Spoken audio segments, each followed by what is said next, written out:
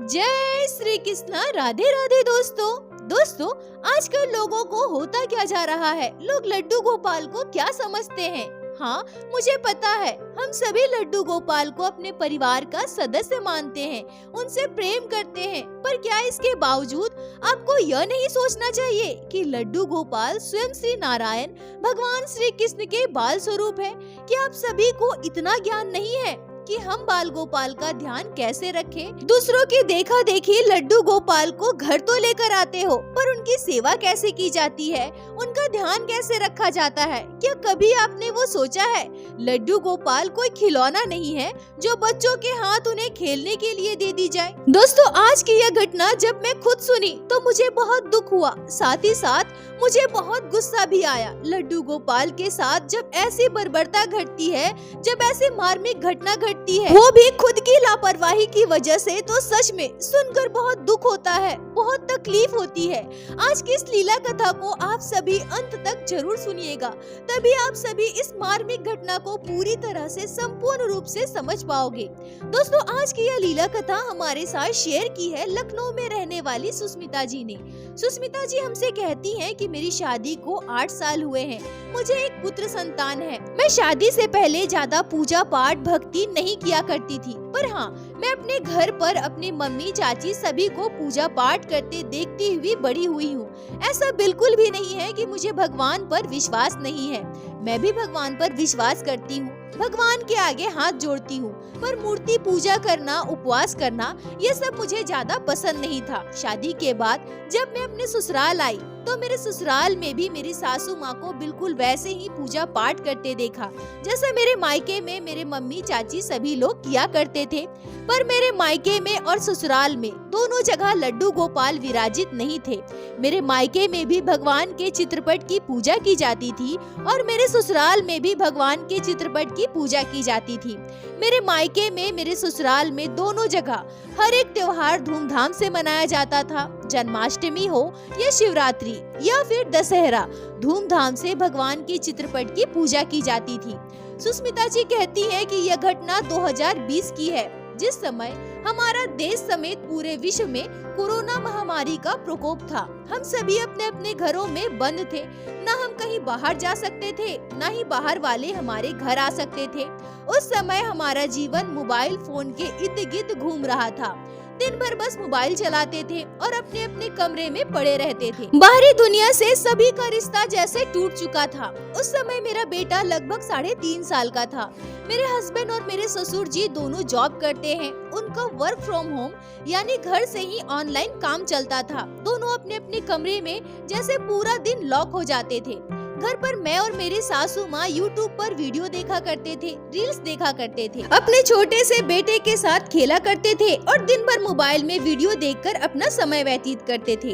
ऐसे ही समय बीत रहा था। तभी एक दिन मैं और मेरी सासू माँ ने यूट्यूब पर लड्डू गोपाल का एक वीडियो देखा, जो हम दोनों सास बहू को बहुत अच्छा लगा। हमने उस चैनल पर जाकर लड्डू गोपाल की सारी वीडियो देख डाली। अब हम लड्डू गोपाल की रील्स देखने लगे, लड्डू गोपाल की सत्य लीला कथाएं सुनने लगे। धीरे धीरे बाल गोपाल हम दोनों सास बहू को बहुत अच्छे लगने लगे थे। लड्डू गोपाल का सुंदर स्वरूप हमारा मन मोह रहा था। उस समय लड्डू गोपाल की सेवा कैसे करते थे, वो वीडियो हम बहुत ज्यादा देखा करते थे। लड्डू गोपाल का स्नान कराना, उन्हें भोग लगाना, उनका श्रृंगार कराना, लड्डू गोपाल को जगाना, उन्हें सुलाना, हम सब कुछ बहुत अच्छे से देखते थे और हमें बहुत अच्छा लगता था। जब हम लड्डू गोपाल की लीला कथाएं सुनते थे, उनके चमत्कारों को जानते थे, तो धीरे धीरे हमारा विश्वास लड्डू गोपाल पर और भी गहरा होने लगा। लॉकडाउन का समय था, कहीं बाहर जाना आना तो था नहीं, घर पर भी बहुत ज्यादा काम नहीं होते थे। दिन भर हम सास बहू लड्डू गोपाल की वीडियो देखा करते थे। हमारे घर लड्डू गोपाल विराजित तो नहीं थे, पर फिर भी लड्डू गोपाल की पोशाक कैसे बनाते हैं, लड्डू गोपाल का स्वेटर कैसे बनाते हैं, लड्डू गोपाल को भोग में क्या क्या पसंद है, हम भोग कैसे तैयार कर सकते हैं, लड्डू गोपाल को ज्वेलरी में हम क्या क्या पहना सकते हैं, ये सारी चीजें हम देखने लगे। ऐसा लग रहा था मानो हम दोनों सास बहू लड्डू गोपाल की भक्ति में पूरी तरह से रम चुके हैं। ऐसे ही कुछ दिन और बीत गए। फिर हम दोनों ने यह निश्चय किया कि हम भी अपने घर एक छोटे से प्यारे से लड्डू गोपाल के श्री विग्रह को लेकर आएंगे और उनकी सेवा बड़े ही श्रद्धा भाव से प्रेम से करेंगे। फिर और क्या, यह ख्याल मन में आते ही हमने ऑनलाइन लड्डू गोपाल के श्री विग्रह को ऑर्डर कर दिया और कुछ ही दिनों में बाल गोपाल हमारे घर आ गए। हमने वीडियो में यह भी देखा था कि लड्डू गोपाल एकमात्र ऐसे भगवान हैं जिनकी प्राण प्रतिष्ठा करने की भी आवश्यकता नहीं होती। ठीक वैसे ही हमने भी अपने लड्डू गोपाल की प्राण प्रतिष्ठा की कोई प्रक्रिया नहीं की। हमें पता था बाल गोपाल जब हमारे घर आते हैं तो उनमें स्वतः ही प्राण आ जाते हैं। हमने लड्डू गोपाल को पंचामृत से स्नान करवाया, उन्हें पोशाक पहनाकर उनका सुंदर श्रृंगार किया और हमारे घर के मंदिर में विराजित कर दिए और पूरे श्रद्धा भाव से बाल गोपाल की सेवा करने लगे। YouTube पर वीडियो देख कर हमने लड्डू गोपाल की सेवा की संपूर्ण विधि पहले ही सीख ली थी। हमें जो चीज समझ में नहीं आता था, जो चीज हमें जानना होता था, हम YouTube पर वीडियो देख के वो चीज जान लेते थे और अपने लड्डू गोपाल की सेवा करते थे। लॉकडाउन का समय था, हम कहीं बाहर तो जा नहीं सकते थे, इसलिए हम सास बहू मिलकर ऑनलाइन ही लड्डू गोपाल के लिए ढेर सारी पोशाक, उनकी ज्वेलरी, उनका झूला, उनका बेड, उनका बिस्तर, लड्डू गोपाल की सेवा से जुड़ी हर एक सामग्री ऑर्डर कर दी थी। बाल गोपाल के आने से पहले ही वो सारी चीजें हमें मिल भी चुकी थी। सुस्मिता जी कहती हैं कि मैं और मेरी सासू माँ पूरे श्रद्धा भाव से, पूरे लगन से लड्डू गोपाल की सेवा करने लगे। लड्डू गोपाल के लिए हमारे मन में इतनी श्रद्धा भक्ति और बाल गोपाल के लिए इतना प्रेम देखकर मेरे हस्बैंड और मेरे ससुर जी भी आश्चर्य थे। सुस्मिता जी कहती हैं कि मुझे लड्डू गोपाल का नित्य प्रतिदिन नए नए तरीकों से श्रृंगार करना बहुत अच्छा लगता था। मैं वीडियो में देख कर अपने लड्डू गोपाल का अलग अलग तरीके से श्रृंगार किया करती थी। बाल गोपाल के लिए कुछ भी करना हमें बहुत अच्छा लगता था। ऐसा लगता था मानो हमारे साथ कुछ नया हो रहा है, हमें कुछ ऐसा मिल गया है जो हमारे कल्पना से परे है। भगवान श्री कृष्ण की भक्ति पाकर, लड्डू गोपाल की सेवा पाकर हम दोनों सास बहू बहुत खुश थे। ऐसे ही समय बीत रहा था। तभी कुछ दिनों के बाद लॉकडाउन में थोड़ी सी ढिलाई बरती गई। लोग अपने अपने घरों से बाहर निकलने लगे। माहौल कुछ हद तक सही हो चुका था। सुस्मिता जी कहती हैं कि हम लोग भी घरों में बंदी थे। थोड़ी ढील बढ़ते जाने पर हमें भी इच्छा हुई कि हम भी अपने अपने घरों से बाहर निकले, इधर उधर घूमे। हम अपने रिश्तेदारों से भी महीनों से नहीं मिले थे। मेरे मायके वाले भी हमारे घर नहीं आए थे, ना ही मेरी ननद हमारे घर आई थी, ना हम लोग उनके घर जाकर उनसे मिल पाए थे। फिर हम सभी ने मिलकर यह निश्चय किया कि हम अपने घर पर एक पार्टी रखते हैं। पार्टी मतलब घर में सभी को बुलाते हैं, अच्छे से खाना पीना करेंगे, साथ में कुछ समय बिताएंगे। इसी बहाने सबसे मिलना जुलना भी हो जाएगा और हमारे घर पर जो नए मेहमान हमारे लड्डू गोपाल आए हैं उनसे भी सभी लोग मिल लेंगे, सभी उनके दर्शन कर लेंगे। यह सोचकर मैं अपने मायके वालों को और अपने ननद को, सभी को हमारे घर बुलाई। रविवार का दिन था, मेरे हस्बैंड और मेरे ससुर जी की भी छुट्टी थी। सभी हमारे घर आए। महीनों बाद सबसे मिलकर हम सभी बहुत खुश थे। घर आते ही सभी हमारे लड्डू गोपाल के दर्शन किए। बाल गोपाल को देखकर सभी बहुत प्रसन्न थे। बाल गोपाल का सुंदर स्वरूप सभी को अपनी ओर मोह रहा था। कोई लड्डू गोपाल को गोद में उठा रहा था तो कोई बाल गोपाल से लाड लड़ा रहा था। सुस्मिता जी कहती हैं कि मेरी मम्मी को तो यकीन नहीं हो रहा था कि मैं लड्डू गोपाल की सेवा कर रही हूँ, जबकि मैं अपने मायके में कभी पूजा पाठ नहीं करती थी। मेरी मम्मी कहती है कि बाल गोपाल की सेवा तुम कर रही हो, भगवान श्री कृष्ण की भक्ति तुम्हें मिली है। यह देखकर मुझे बहुत खुशी हो रही है। वो मुझसे कहती है कि तुम बहुत भाग्यशाली हो सुस्मिता, जो भगवान श्री कृष्ण ने अपनी सेवा तुम्हें दी है, तुम्हारे मन में अपने लिए भक्ति भाव जगाया है। लड्डू गोपाल तुम्हारे घर आए हैं तो तुम उनकी सेवा बिल्कुल एक शिशु के समान करना, उनका बहुत अच्छे से ध्यान रखना।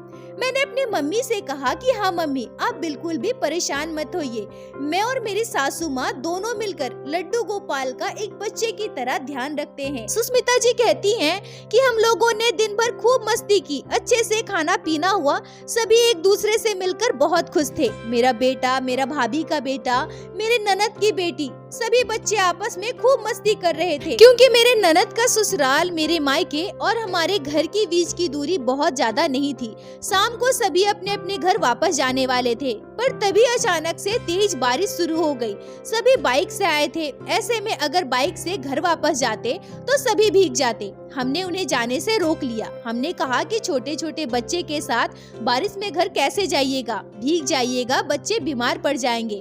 आज रात यहीं रुक जाइए। वैसे भी इतने दिनों के बाद हम लोग मिले हैं, रात को सब साथ रहेंगे तो देर रात तक हम बातें भी करेंगे।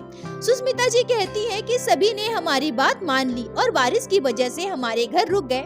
शाम को हमने लड्डू गोपाल की दिया बाती की, उन्हें भोग लगाया और फिर सभी महिलाएं खाना बनाने में व्यस्त हो गए। बच्चे आपस में खेल रहे थे और सभी पुरुष आपस में बैठकर बात कर रहे थे। हंसी मजाक मस्ती चल रही थी। रात के लगभग 9 बजे हमने सभी के लिए खाना परोसा। मैंने कहा कि मैं अब जाकर लड्डू गोपाल को सुला देती हूँ। यह कहकर मैं हमारे घर के मंदिर में गई और तभी मंदिर में जाकर मैंने जो देखा उसे देखकर मेरे होश उड़ गए। सुष्मिता जी कहती हैं कि जब मैं अपने घर के मंदिर में पहुंची तो मैंने देखा कि हमारे घर के मंदिर में लड्डू गोपाल है ही नहीं। मैं बहुत घबरा गई और अपनी सासू माँ को बुलाया और मैंने उन्हें बताया कि लड्डू गोपाल अपने स्थान पर नहीं है। फिर मैं और मेरी सासू माँ ने मिलकर मंदिर का कोना कोना छान मारा, पर हमारे लड्डू गोपाल हमें कहीं नहीं मिले। अब मैं और मेरी सासू माँ दोनों बहुत परेशान हो गए। घर में आए सभी मेहमान बैठकर खाना खा रहे थे और इधर मैं और मेरी सासू माँ मिलकर अलग अलग कमरों में जाकर लड्डू गोपाल को ढूंढ रहे थे। सुष्मिता जी कहती हैं कि बहुत ढूंढने के बाद भी हमारे बाल गोपाल हमें कहीं नहीं मिले। अब हम दोनों बहुत परेशान हो गए और थक हार कर हमने घर के बाकी लोगों को इस बारे में बताया, जिसे सुनकर सभी चौंक गए। किसी को भी समझ में नहीं आ रहा था कि लड्डू गोपाल अपने आप कहाँ जा सकते हैं। सुष्मिता जी कहती हैं कि सभी हमें समझाने लगे कि परेशान मत हो, यही कहीं होंगे, मिल जाएंगे लड्डू गोपाल। पर हमारे लड्डू गोपाल को अपने घर के मंदिर में ना पाकर हमारी आंखों से आंसू आने लगे। उसके बाद हम सभी ने मिलकर हमारे घर के कोने कोने में लड्डू गोपाल को अच्छे से ढूंढा, पर हमारे बाल गोपाल हमें कहीं नहीं मिले। अब हम लोग को समझ में नहीं आ रहा था कि लड्डू गोपाल कहाँ चले गए। सुष्मिता जी कहती हैं कि तभी मेरी सासू माँ अचानक से बोल पड़ती है, कहीं बच्चों ने लड्डू गोपाल को इधर उधर तो नहीं किया।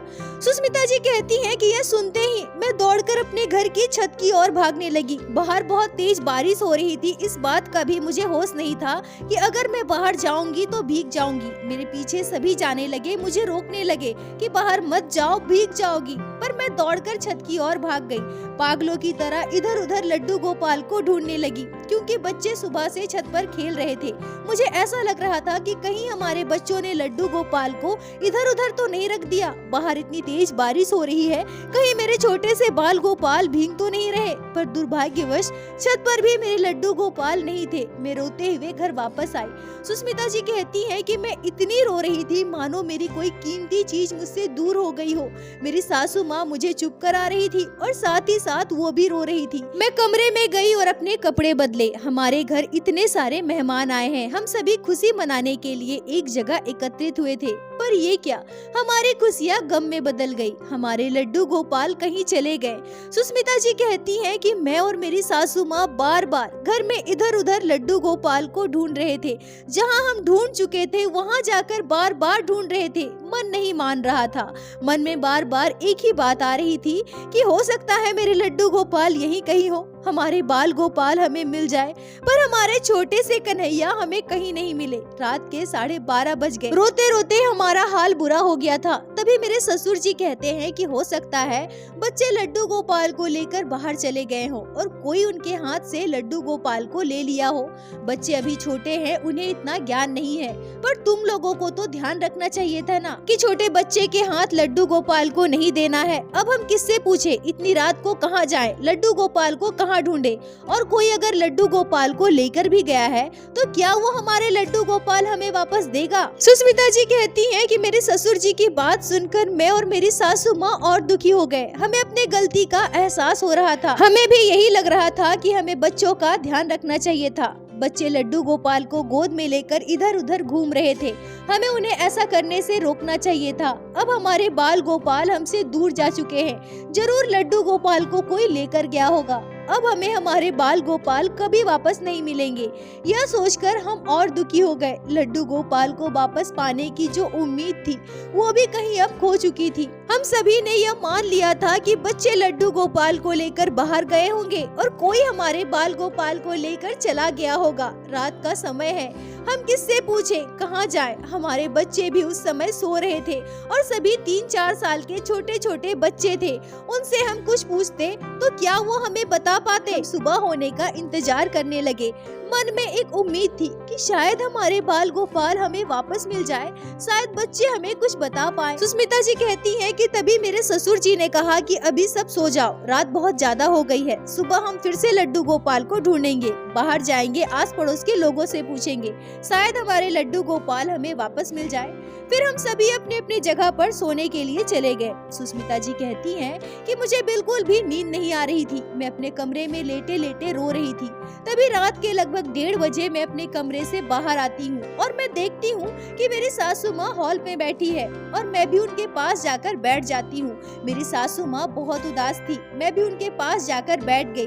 हम दोनों को नींद नहीं आ रही थी। बाहर अभी भी तेज बारिश हो रही थी। हमारे हॉल में एक छोटी सी खिड़की है जिससे हमारा आंगन दिखता है। मैं हॉल में बैठे बैठे उसी खिड़की से बाहर की ओर देख रही थी। तभी मेरी नजर किसी चमकती हुई चीज पर गई। ऐसा लग रहा है मानो कोई चमकती हुई चीज वहाँ रखी है। मैं तुरंत अपनी सासू माँ से कहती हूँ, मम्मी जी देखिए ना वहाँ क्या है। सुस्मिता जी कहती है कि आंगन में जहाँ फूलों का गमला रखा हुआ था वहाँ थोड़ा थोड़ा अंधेरा था, हमें स्पष्ट दिखाई भी नहीं दे रहा था। तभी अचानक से मेरी सासू माँ कहती है, बहू कहीं वो हमारे लड्डू गोपाल तो नहीं? सुस्मिता जी कहती है कि यह सुनते ही मेरे शरीर के रोंगटे खड़े हो गए। मैं अपनी सासू माँ से और कुछ भी नहीं पूछी, ना ही मैंने उनसे कुछ कहा। मैं तुरंत दौड़कर दरवाजा खोलकर बाहर की ओर भागी, आंगन की ओर चली गई और मेरे पीछे पीछे मेरी सासू माँ भी गई। और वहाँ जाकर हमने जो देखा उसे देखकर हमारे पैरों तले की जमीन खिसक गई। गमले के पीछे मिट्टी में लड्डू गोपाल पड़े हुए हैं। लगातार हो रही बारिश की वजह से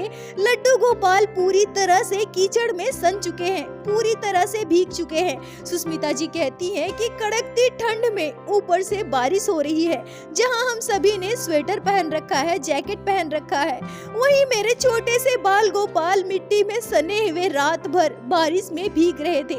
मैंने तुरंत बाल गोपाल को गोद में उठाया और कमरे के अंदर आ गई। मेरी सासू माँ चिल्लाते हुए सभी को जगाने लगी। सभी दौड़कर अपने अपने कमरे से बाहर आए और सबने जब लड्डू गोपाल को हमारे हाथ में इस अवस्था में देखा तो सभी के होश उड़ गए। मेरी सासू माँ ने जल्दी से लड्डू गोपाल को अपने गोद में ले लिया और अपनी साड़ी के आंचल से पोंछने लगी। मैंने तुरंत गर्म पानी किया, लड्डू गोपाल को अच्छे से गर्म पानी से स्नान करवाया, अच्छे से पोंछकर उन्हें स्वच्छ वस्त्र पहनाए, ऊनी कपड़े पहनाए, अच्छे से स्वेटर पहनाकर चादर उड़ाकर लड्डू गोपाल को उनके स्थान पर विराजित किया। मैंने गरम गरम दूध का भोग लड्डू गोपाल को लगाया।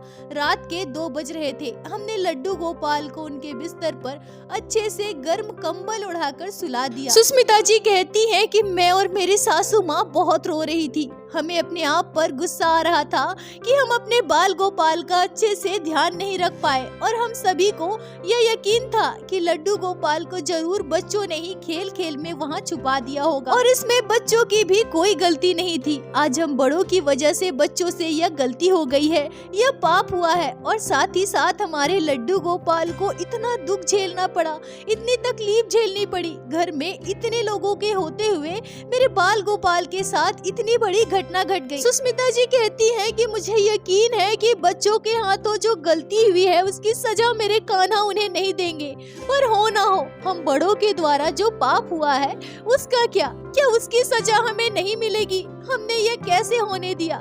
लड्डू गोपाल कोई खिलौना नहीं है, कोई मूर्ति नहीं है जो बच्चों के हाथों उन्हें खेलने के लिए दे दी जाए। हमें लड्डू गोपाल का ध्यान रखना चाहिए था। आज हमारी वजह से मेरे बाल गोपाल को, छोटे से कन्हैया को कड़कती ठंड में इतनी तेज बारिश में भीगना पड़ा। मेरे छोटे से लल्ला को कितनी तकलीफ हुई होगी। अगर हम हॉल में ना बैठते, हमारी नजर उधर ना जा पाती तो पता नहीं कई दिनों तक लड्डू गोपाल वहीं पड़े रहते। मिलते मेरे बाल गोपाल की क्या दुर्दशा होती।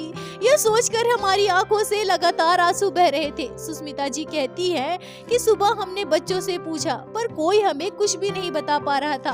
सभी एक दूसरे को दोष दे रहे थे। कोई कहता हमने नहीं किया इसने किया, तो कोई कहता हमने नहीं किया इसने किया। उनसे नादानी में यह भूल हुई है। पर अब हम अपने लड्डू गोपाल का ध्यान अच्छे से रखते हैं। हम अपने बाल गोपाल को कभी भी किसी की गोद में नहीं देते, बच्चों की पहुंच से दूर रखते हैं। सुष्मिता जी कहती है कि हमसे जो गलती हुई है, जो पाप हुआ है, वो हम अपने जीवन काल में कभी नहीं दोहराएंगे। लड्डू गोपाल को हम बड़े प्रेम से अपने घर लेकर आए थे और अब मरते दम तक उनकी सेवा बहुत ही अच्छे से पूरे श्रद्धा भाव से करेंगे। अब मैं लड्डू गोपाल का ध्यान अपने बच्चे से भी ज्यादा रखती हूँ। दोस्तों, हाथ जोड़ के मैं आप सभी भक्तों से बस यही निवेदन करूंगी कि कृपया करके लड्डू गोपाल को बच्चों की पहुँच से दूर रखे।